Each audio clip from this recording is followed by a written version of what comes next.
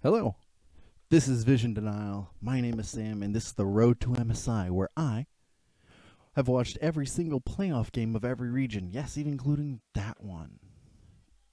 Well, if you're a long-time viewer, you would have been like, wait, I've already gone through all the playoffs. Well, yes, this is the Meet the Teams, and today we're going to be meeting G2 Esports, the representatives of the LEC in Europe. This ragtag group of rapscallions has been known as the trolls in the international scene, but have yet still managed to pick up wins, and they've gotten a chance to reclaim the MSI title this year, but with slightly changed roster. Without further ado, let's look at the stats. Say hello to Dylan Falco, the head coach of G2, and has been since the start of 2022, or technically the end of 2021. He's been a staple in the European scene since 2017, jumping from Fnatic, then Schalke, and then to G2, having a brief stint previously in North America. This Canadian coach has helped G2 form what looks like to be a much more cohesive and less chaotic energy out of them. And this particularly looks like in terms of a lot more bans against G2 that are focused on against 1-3-1s, side lane pressures, and things that would force teams to go around the map and spread thin. Things, however, for G2 that are banned, that they ban regularly, seems to be more around siege compositions, things that would make it harder to contest against turret takings. That would be very hard for them to play their spread out style of the map in a better cohesive manner. And this tends to, more often than not, create some sort of rift off of the way that they want to play, which is some sort of chaos being made, but controlled chaos, and having to contest against teams that will try to push them out and pressure them into creating a wrong move. Now, what does this look like overall then? Well, despite G2's more tempered, less chaotic look, the chaos still is deeply seated in there.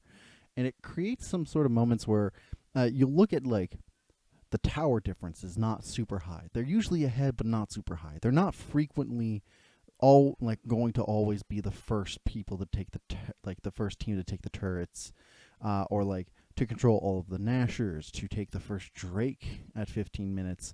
It is primarily in an attempt to create as much pressure around the map at all times to force the opponent to make strange decisions. This can work in a myriad of ways, and this is only if everybody stays consistent and coordinated. If any person, even one person, is just out of line, then the whole thing falls apart. And you can tell here, right? The first blood rate, not as great, right?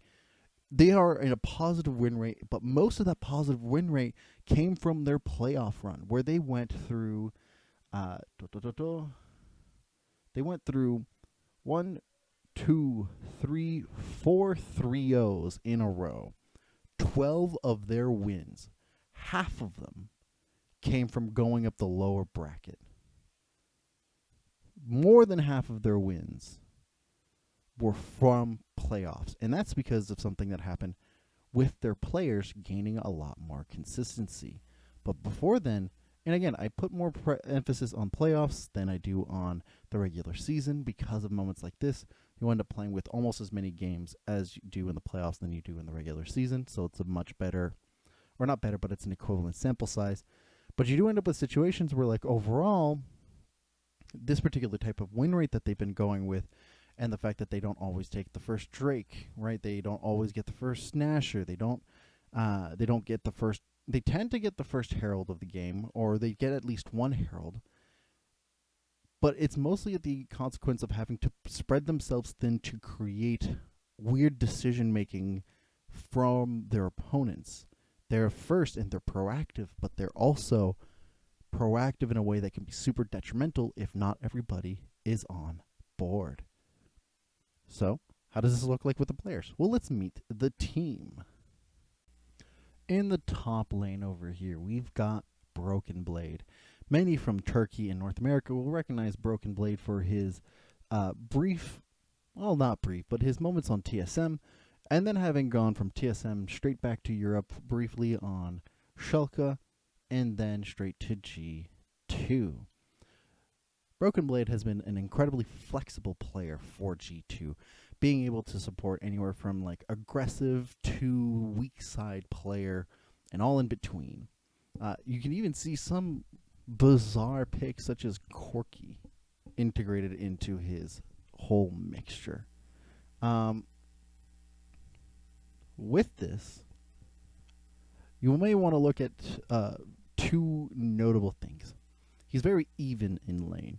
So he takes the times to be aggressive and be passive when need be. His games on Or, Gnar, as well as his games on Gragas, coupled in with his games as Tryndamere, Akali, Jace, Camille, all the games that are necessary for him to be able to push forward or take things back is super solid to see, especially since his average, even if his CS differential at 15 minutes may be negative, the negative itself is not huge, but his differential in terms of gold and XP being positive is fantastic, and he's always participating in fights and objective control.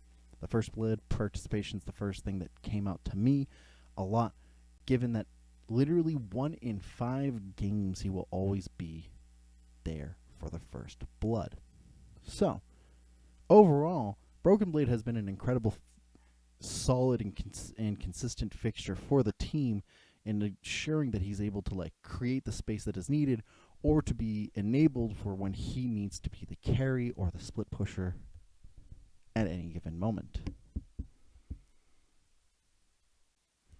Next, we have Jankos. Many people will be familiar with Jankos. Jankos has been with G2 since 2017, one of the longest standing members of the organization. I think the only one from that original meme lineup. He has been a non-stop, aggressive, go type of player.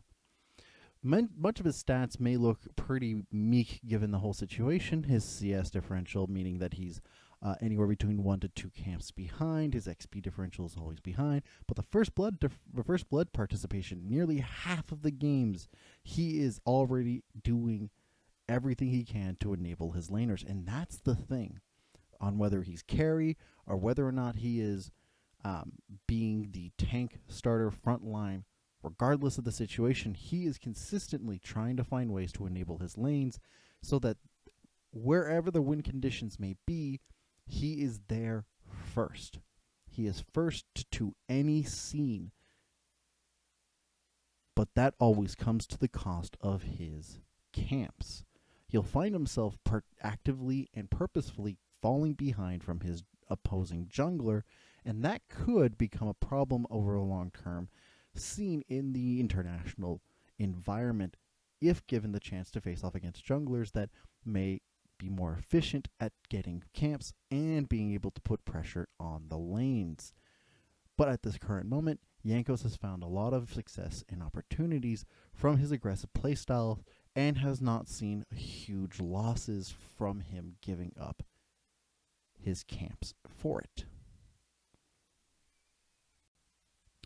Next, we have Caps, who, again, for the G2 viewers for Europe and most of North America, is familiar to having been on G2 and Fnatic, and mostly on G2 since the Season 9 roster, end of 2018 till now.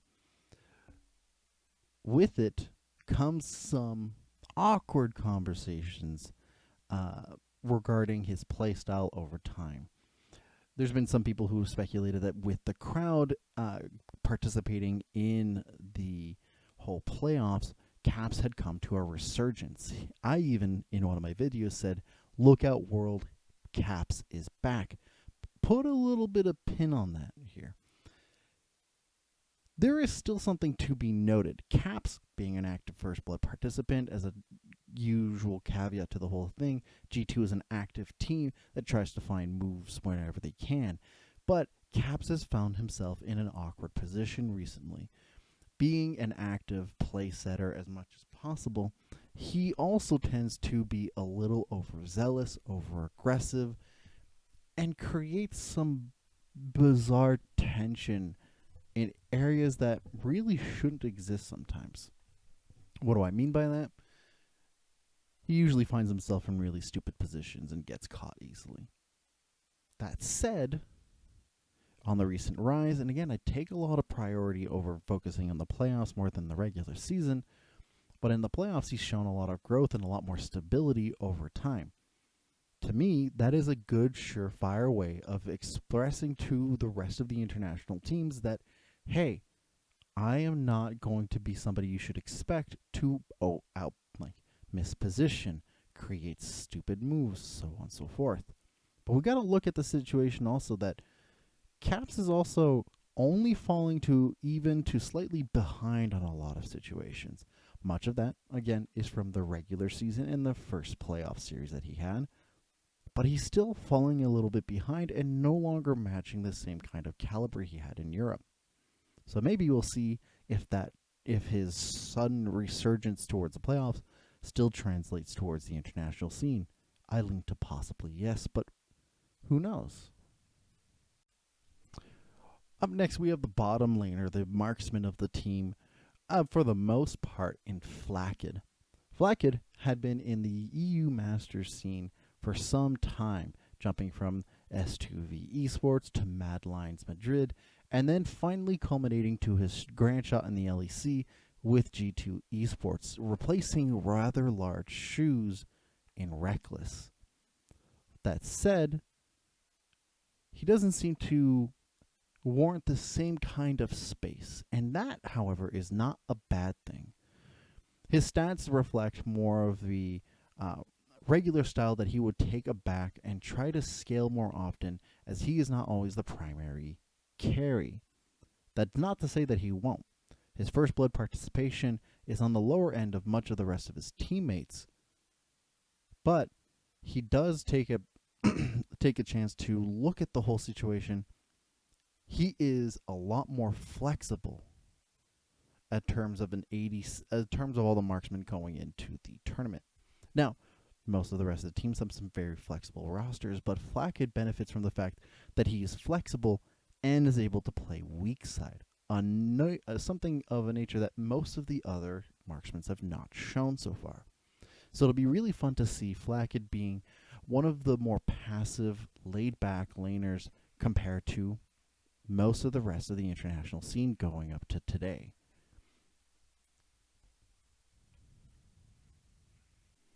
And speaking of flexibility, the second part of the duo in Targamas Targamas, not certain which way to go.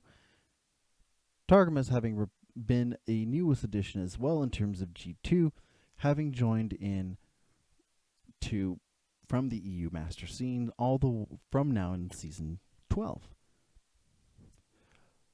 What's so special about Targamas? Well, look at his champion playlist. He is equally flexible, but also in a position where he is able to not just play aggressive, but also play passive.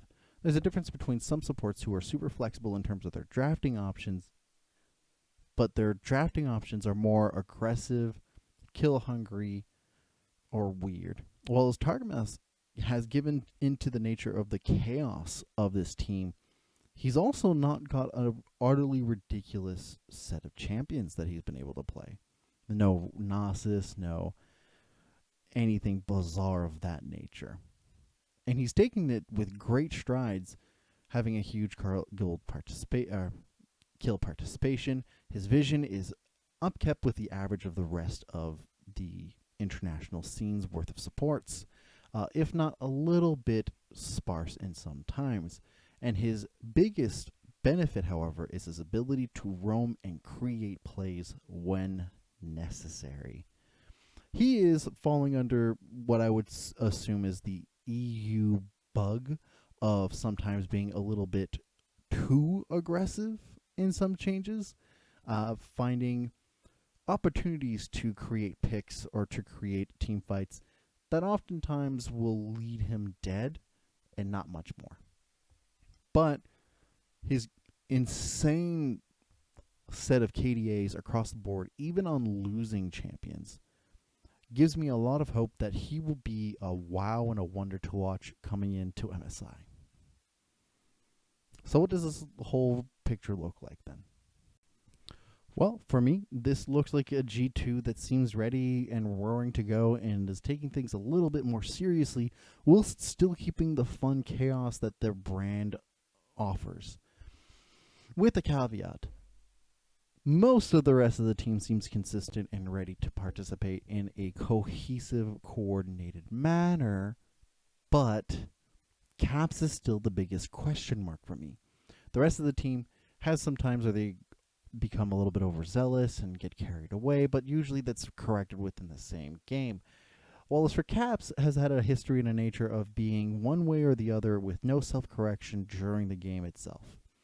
Playoff Caps have so far shown me that he seems to be in the consistent mode, ready to create plays and ready to go. But G2 as a whole, it becomes a little bit worrisome when a lot of your playoff success or a lot of your game's success is off of the look of, can Caps keep his stuff together? And I'm super curious to see if he does. You guys let me know what you think in the comments down below.